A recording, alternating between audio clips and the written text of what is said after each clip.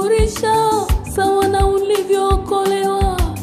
Sifa utakumbukwa we mtoto wewe.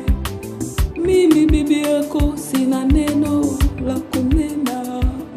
Siwezi kuelezea mambo yako nikamaliza sifa.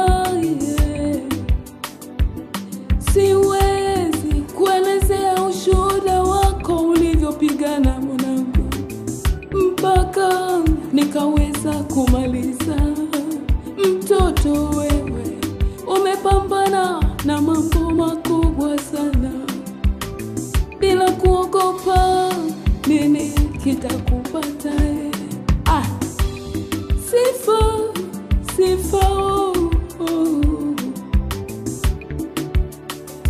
tutakukumbuka daima. Wadogo zako wanalia, kanisa linalia, jamii inalia, kiwango ambacho hawa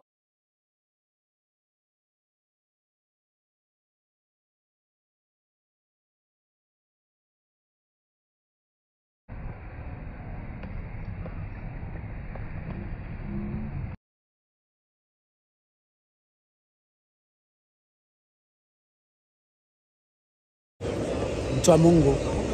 Kwa masikitiko makubwa, mchana huu wa Ijumaa tarehe 16 kama sikosea, nimefika hapa Bukoba kwa mara ya kwanza. Nitegemea ningefika wakati ambao nakuja na binti yangu, ili imani ile ambayo tulitamani iwe ya watu wote, imani ile ambayo yeye awe chanzo cha imani hiyo kufika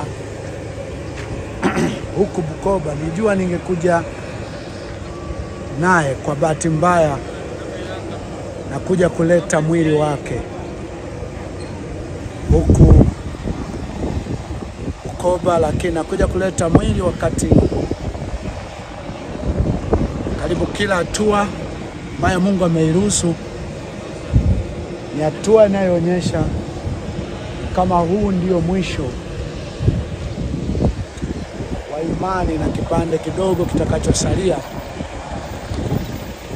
kitajaa mateso na vifo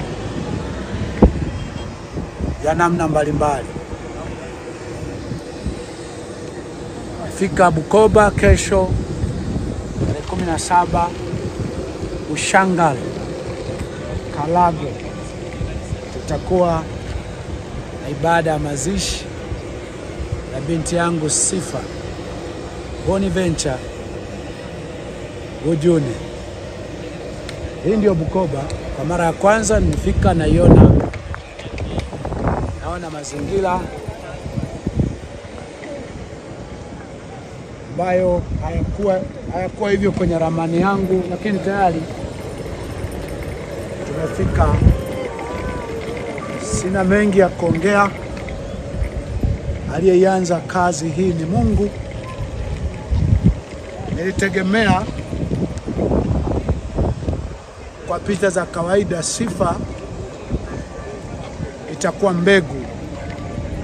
Nilitegemea Sifa itakuwa mbegu. Lakini sasa kama vile Sifa sikujua ametokeaje akafika hatua hiyo, mimi nabaki kufanya kila ambacho ningeweza kufanya. Mengineyo utakapoishia Mungu ajua. Asante sana. Toshe kwa hapa. Amen.